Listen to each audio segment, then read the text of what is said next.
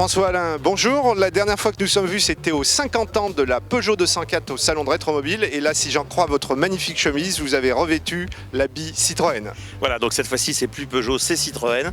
Et c'est les 60 ans de la DS, qui est donc sortie en 1955, qui a duré 20 ans, jusqu'en 1975. Et là, aujourd'hui, à Montlhéry, il y a presque 700 exemplaires de DS, toutes versions confondues, tout modèle, tout millésime, tout type de carrosserie. Il y a un concours d'élégance, il y a des voitures de compétition.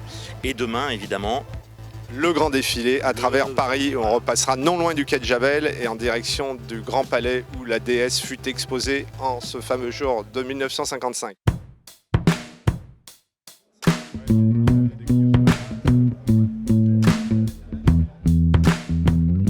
Combien de pays d'origine, vous avez une idée du nombre de pays Je pense qu'il y a pratiquement tous les pays d'Europe qui sont là et même d'un peu plus loin.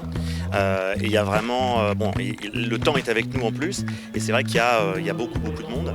Et puis c'est un événement assez extraordinaire parce que la DS, c'est vrai que c'est plus qu'une voiture. On est dans un symbole très français. Et puis c'est vrai que quand cette voiture est sortie, il faut toujours se remémorer qu'en 55, quand elle est sortie, c'était une soucoupe volante, quoi. On était avec une voiture très en avance stylistiquement et qui surpassait, enfin qui était complètement différente de ce qui se faisait de façon traditionnelle à l'époque. Un symbole que Citroën aura mis 60 ans à récupérer pour le lancement de sa nouvelle marque DS, qui n'est plus une griffe, qui est maintenant une marque, ce qui est très habile d'avoir lancé cette marque DS en Europe au moment des 60 ans de la DS. Absolument, d'autant que la DS est une des rares voitures françaises qui est mondialement connue. Il y en a très peu, il y en a quand même quelques-unes, heureusement, à travers les principales marques.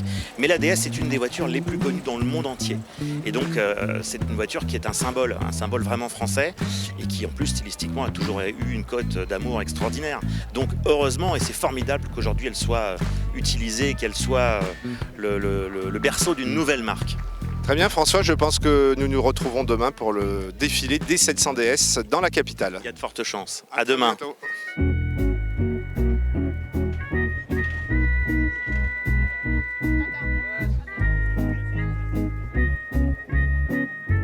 Alors la DS, c'est aussi une grande histoire dans le monde de la compétition. Nous avons un pilote pour le moins émérite, Bob Néret, le dentiste volant. Alors racontez-nous un peu le palmarès et vos victoires en DS. Oh, le palmarès de la DS, il y en a beaucoup. Les miennes sont plus courtes, mais bon, on a gagné le Maroc quand on était en championnat du monde.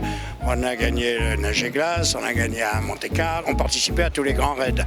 À l'époque, c'était Land Sydney, Land Mexico, l'Est African Safari, tous les grands raids automobiles.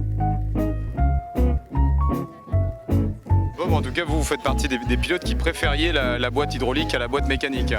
Oui, je préférais la boîte hydraulique toujours, mais seulement que dans les grands raids, elle est aussi fiable que l'autre. Mais quand elle casse ou quand il y a un truc, il n'y a plus rien. On se retrouve en rade. Je suppose que vous avez toujours le même plaisir en reprenant le volant de la DS. Ah oui, j'ai beaucoup de plaisir, surtout à voyager. À mon âge, il vaut mieux être confortable. Et dans cette voiture, on est vraiment très très confortable, aussi bien que dans une voiture moderne. Mais c'était fait pour des rallyes et des raids très longs. C'était pas fait pour des sprints. Et donc l'aisance de la DS sur la neige et sur les revêtements glissants, c'est bien évidemment en partie à cause de la suspension hydropneumatique. Bien entendu. Et la suspension est tellement extraordinaire qu'il y a une motricité dans cette voiture qui dépasse les motricités actuelles sur les 4x4. Merci beaucoup Bob Néret. Merci.